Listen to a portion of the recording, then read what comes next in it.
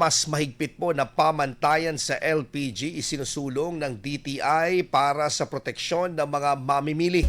Para sa detalye ng balitang yan, kasama natin live si Idol Kate Dispo.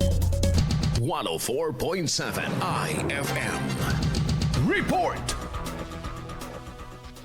Mas payusin ng Department of Trade and Industry o DTI Pangasinan ang kampanya para sa kaligtasan ng mga mamimili ng liquefied petroleum gas o LPG sa pamamagitan ng mas malawak na pagpapatupad ng mga pamantayan sa produkto at patas ng kalakalan.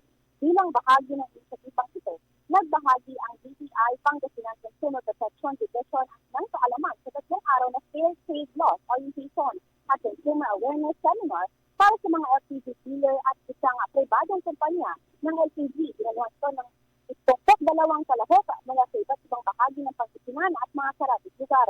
Pinalakay sa pagdatanay ang tamang pagmamarka ng LPG cylinder, mga karapatan at responsibilidad ng mamimili.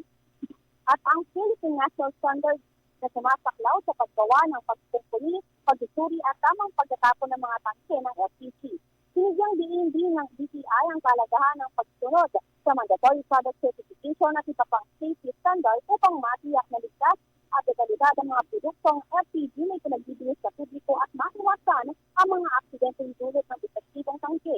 Nagtapos ng seminar sa isang open forum kung saan aktibo nagbahagi ng kanilang mga karanasan at nagtanong ang mga kalahok tungkol sa mga regulasyon at pamantayan sa industriya ng LPG. Kasama mo mula rito sa Kalasyaw, ako si Idol Kate Dispo. Tapas, IFM. IFM News. IFM News. IFM News.